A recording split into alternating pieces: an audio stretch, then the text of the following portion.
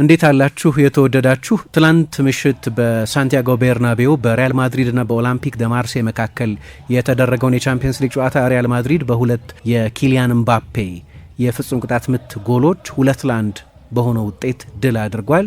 የምባፔ የዚህ ውድድር ዘመን አጀማመር እጅግ በጣም አስደናቂ ነው። ባለፈው የውድድር ዘመን በሪያል ማድሪድ ተጫዋችነት ከነበረው አጀማመር ፍጹም የተለየ ነው። አሁን ያለበት ፎርም ላሊጋው ከተጀመረ 4 ጨዋታዎች ሆነውታል። የቻምፒየንስ ሊግ የመጀመሪያ ጨዋታ ነው። በእያንዳንዱ ጨዋታ በጣም የሚያስደንቅ ብቃት ነው እያሳየ ያለው። ትላንት 2 የፍጹም ቅጣት ምት ጎሎች ነው ያስቆጠረው፣ ግን ሁለቱ በአስቸጋሪ የጨዋታው ምዕራፎች ላይ የተቆጠሩ ናቸው። አንደኛ የአቻነት ጎላቸው ነበር። ሁለተኛው ደግሞ ጨዋታው 10 ደቂቃ ብቻ ሲቀረው የተገኘ የፍጹም ቅጣት ምት ስለነበር በጣም ወሳኝ የማሸነፊያ የፍጹም ቅጣት ምትን ያስቆጠረው ማለት ነው። ባለፈው የውድድር ዘመን በፍጹም ቅጣት ምቶች ብዙ በለስ እየቀነው አልነበረም። በአንፊልድ በሳን ማሜስ የፍጹም ቅጣት ምቶችን ሲስት አይተናል እና በሱ 2 ጎሎች ነው ሪያል ማድሪድ የመጀመሪያ ቻምፒየንስ ሊግ ጨዋታውን ድል አድርጎ የጀመረው። ብልጫው በጣም አስደናቂ ነበር። በመጀመሪያ አጋማሽ ዳኒ ካርቫሃል በቀይ ከወጣ በኋላ ግን የመጨረሻውን 20 ደቂቃ በ10 ተጫዋች ጨዋታውን መጋፈጥ ነበረበት። በነገራችን ላይ ኪሊያን ምባፔ በሪያል ማድሪድ ተጫዋችነት 50ኛ ጎሉ ላይ ደርሷል። ባለፈው የውድድር ዘመን የፒቺቺውን አሸንፎ እንደነበር እናስታውሳለን። ይሄኛውን የውድድር ዘመን የጀመረበት መንገድ ግን ያለፈውን የውድድር ዘመን ባጠናቀቀበት መንገድ ነው የጀመረው። ሪያል ማድሪድ በጥቂት ቀናት ውስጥ ለሁለተኛ ጊዜ ተከላካዩን በቀይ እንዲያጣ ተገዷል። በቀደም ከሪያል ሶሲዳድ ጋር በሳን ሴባስቲያን በተደረገው ጨዋታ በጣም አወዛጋቢ በሆነ ሁኔታ ዲን ሃውሰን በቀይ ወጥቶ ነበር። በኋላ በቢጫ ካርድ መታለፍ ነበረበት የሚል ራስን የመተቻ መግለጫ በሲቲኤ በኩል በስፔን የዳኞች ኮሚቴ በኩል ወጥቷል። ይሄኛው ብዙ የሚያከራክር አይመስለኝም። ዳኒ ካርቫሃል ምንም እንኳ ሩዊ አጋኖ ወድቋል ሊባል ቢችልም ነገር ግን በጭንቅላቱ ሊማታ ወይም ሄድበት ሊያደርገው ሞክሯል። 33 ዓመቱ ነው እና በሱ ብቃትና ብስለት ልምድ ደረጃ ላይ ያለ ተጫዋች ከዚህ እንዲሰክን እንጠብቅ ነበር፣ ግን ያንን አላደረገም። ሪያል ማድሪድ ጨዋታውን የጀመረበት መንገድ በጣም የሚደንቅ ነው። በኃይለኛ ኤሌክትሪክ ሾክ ነው ጨዋታውን የጀመረው። የማርሴው ግብ ጠባቂ ሩይ በመጀመሪያው 20 ደቂቃ ብቻ 5 ሙከራዎችን እንዲያድን ተገዷል። ሪያል ማድሪድ በ20 ደቂቃ ውስጥ 8 ሙከራዎችን ያደረገው፣ በመጀመሪያው አጋማሽ 18 ሙከራዎችን ያደረገው። በጥቅሉ ግን በተለይ የመጀመሪያ 20 ደቂቃ የሚደንቅ ነበር። 6ቱ ከ8ቱ ሙከራዎች ከፍጹም ቅጣት ምት ሳጥን ውስጥ የተደረጉ ናቸው። አንድ ጊዜ ብረት መልሶባቸዋል። ግብ ጠባቂ 5 ሙከራዎችን አድኗል። የሻቢ አሎንሶ ቡድን በጣም አግሬሲቭ በሆነ ፕሬሲንግ ነው ጨዋታውን የጀመረው። እንደምታውቁት ሮቤርቶ ዲዘርቢ በሳስዎሎም በብራይተንም አሁን ደግሞ በማርሴይም ቡድኑ ከኋላ በስክነት እየተጫወተ ለመውጣት የሚሞክር ቡድን ነው። ያንን ቡድን ነው ፕሬስ ያደረገው እና በተደጋጋሚ በላይኛው የሜዳ ክፍል በመጨረሻው 40 ሜትር በመጨረሻው 30 ሜትር ብዙ ኳሶችን ከማርሴይ ተጫዋቾች የቅብብል የቢልዳፕ ስተት እየቀማ ወይም ስተት እንዲሰሩ የሚያስገድድ ፕሬሲንግም ስለነበር ብዙ ሉዝ ቦሎች ያገኝ ነበር እና ተደጋጋሚ ሙከራዎችን አድርገዋል። ኪሊያን ምባፔ በመቀስ ምት አንድ ሙከራ ሞክሮ ነበር፣ ወደ ውጭ ወጣ። ማስተንቱዋኖ የመጀመሪያ አሰላለፍ ውስጥ ገብቶ ጨዋታውን ጀምሯል። እሱ ነው ብረት የመለሰበት ተጫዋች። ሮድሪጎ ሌላ ሙከራ አድርጎ ነበር። ብዙ ሙከራዎች ያደርጉ ነበር።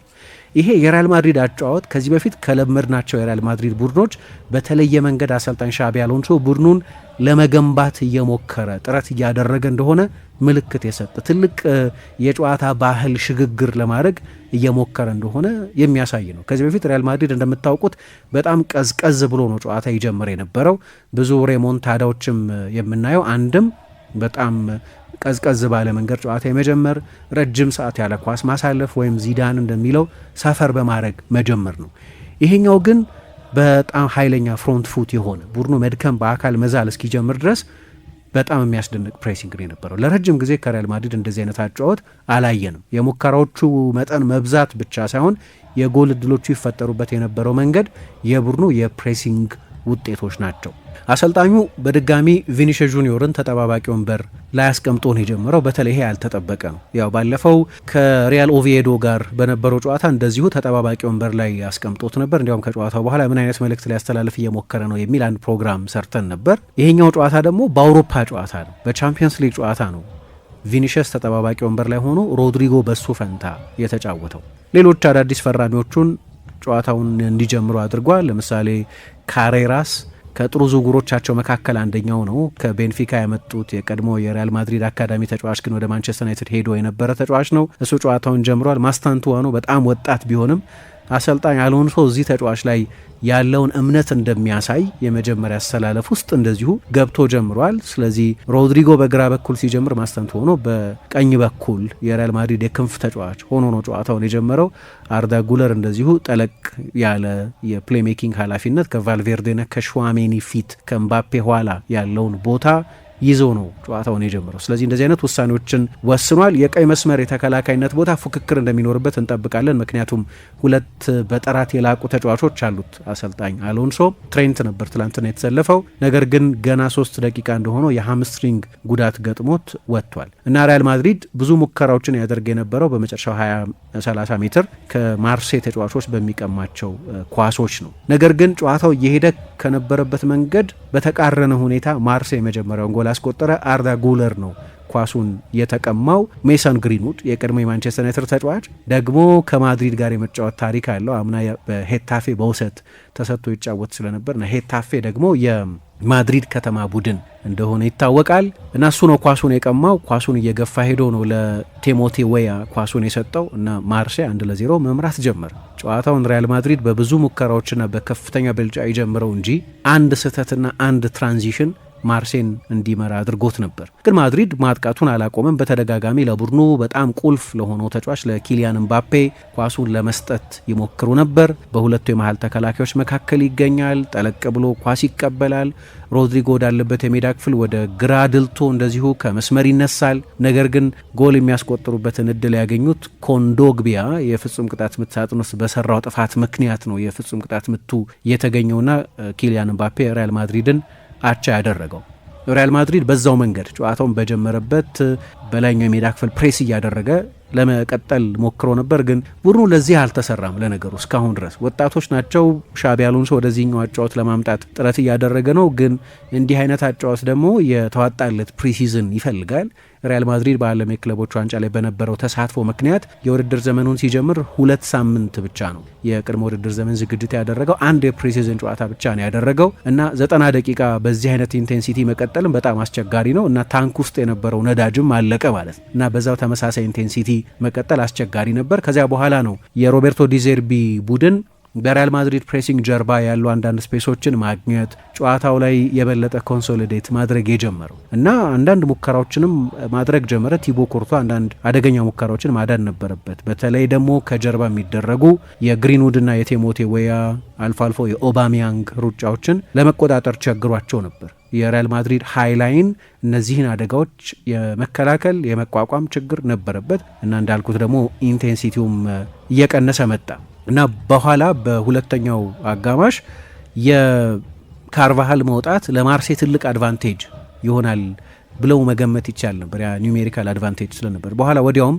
አሰልጣኝ ሮቤርቶ ዲዘርቢ አሚን ጉይሪ የሚባለውን አጥቂ ቀይሮ አስገባው። እንግዲህ የበለጠ ማጥቃቱን ለማሻሻል የተደረገ ጥረት ነው።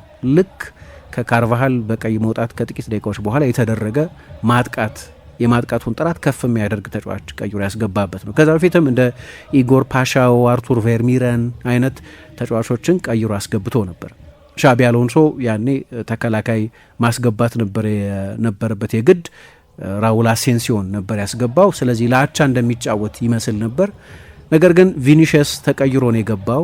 የቀድሞውን የቪኒሽስን ችሎታ አንዳንድ ምልክቶች ያየንበት ነበር። የፍጹም ቅጣት ምቱ ግን በጣም አወዛጋቢ ነው። በእኔ እምነት ፋኩንዶ ሜዲና እየወደቀ በነበረበት ጊዜ ነው ኳሱ በእጅ ተነክቷል በሚል አርቢትሮ የፍጹም ቅጣት ምት የሰጡት እና ኪሊያን ኤምባፔ ከዛ በኋላ ጎሉን ያስቆጠረው እና አወዛጋቢ ነው። ከጨዋታውም በኋላ ትልቅ አጀንዳ ነበር። እንደው ጨዋታውን በጠቅላላው ካየ ነው ሪያል ማድሪድ ማሸነፉ ተገቢ ነው። ምክንያቱም ወደ 4 ገደማ ኤክስጂን የፈጠረው የሙከራዎቹን ቁጥር ቅድም ስጠቅስ ነበር በጣም ከፍተኛ ነበር። ነገር ግን በዩኤፋ እንደምታውቁት የፍጹም ቅጣት ምት የሚሰጥበት መንገድ በሊግ ከምናየው በጣም የተለየ ነው። የፍጹም ቅጣት ምት አናቹራል ቦታ ላይ የአንድ ተጫዋች እጅ ተገኝቷል ከተባለ ለእያንዳንዱ ማኖ ነው የፍጹም ቅጣት ሲሰጥ እንዲያው የማየው እና ይሄኛውም አወዛጋቢ ነው። ቫርም አላረመውም። ማድሪድ ያው በላሊጋ እንደምታውቁት ብዙ የዳኝነት በደል እንደሚደርስበት እና እንደዚህ አይነት ተመሳሳይ ተደጋጋሚ ክሶች እንደሚያቀርብ እንዲያውም በላሊጋ ተስፋ በመቁረጡ ምክንያት ለፊፋ የዳኝነት በደሎችን ሪፖርት ማድረግ እንደጀመረ ሰሞኑን ስናነሳ ነበር። ይሄኛው ግን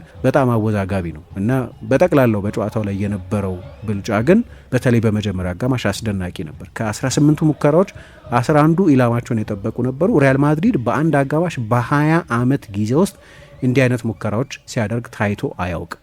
የሙከራ ውርጅብኝ ነው የነበረው ማለት ይቻላል። ነገር ግን የዳኒ ካርቫል ጉዳይ ብዙ የማድሪድ ደጋፊዎችን ቅር የሚያሰኝ ይመስለኛል። ቫልቬርዴ ኦግዚለሪ የአደጋ ጊዜ ቀይ መስመር ተከላካይ ሆኖ ተጫውቷል። ያው የውድድር ዘመኑን አሰልጣኙ እያንዳንዱን ጨዋታ እሱን በማሰለፍ ነው የጀመረው። ግን ያለፉት አመታት ብቃቱ ላይ አይደለም አሁን ተጫዋቹ ያለው። አሁን በዚህ አዲሱ የሪያል ማድሪድ ስትራክቸር ውስጥ ሚናው የተገደበ ይመስላል። እሱም ከጨዋታው መጠናቀቅ በኋላ ለአሰልጣኙ ነግሬዋለሁ፣ የቀይ መስመር ተከላካይ ሆኜ መጫወት አልፈልግም ብዬ ነግሬዋለሁ የሚል አስተያየት ሰጥቷል። ግን ማድሪድ ጨዋታውን ማሸነፉ ተገቢ ነው። ምክንያቱም ሄረሚኖ ሩዊ 13 ሙከራዎችን ነው ጨዋታው ሲጠናቀቅ ያደረገው። ቅድም እንደጠቀስ ነው በመጀመሪያው አጋማሽ ብቻ 10 ሙከራዎችን አድርጓል። ይሄ ደግሞ በ22 ዓመት ውስጥ በቻምፒየንስ ሊግ ጨዋታ ታይቶ አያውቅም። መጨረሻ ላይ ጨዋታው ሲጠናቀቅ ሪያል ማድሪድ 28 ሙከራዎችን ያደረገው 15ቱ ኢላማቸውን የጠበቁ ነበሩ።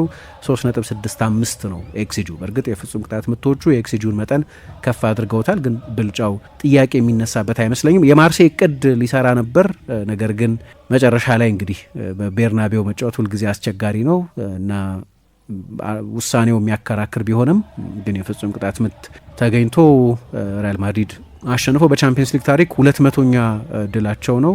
ማርሴይ በቻምፒየንስ ሊግ የቅርብ ጊዜ ሪከርዱ ጥሩ አይደለም። ካለፉት 22 ጨዋታዎች 19ኙን ተሸንፏል። ይሄ መጥፎ ሪከርድ ነው። ለማንኛውም ሻቢ አሎንሶ በዚህ ውድድር የመጀመሪያ ድሉን አግኝቶ ጀምሯል ማለት ነው።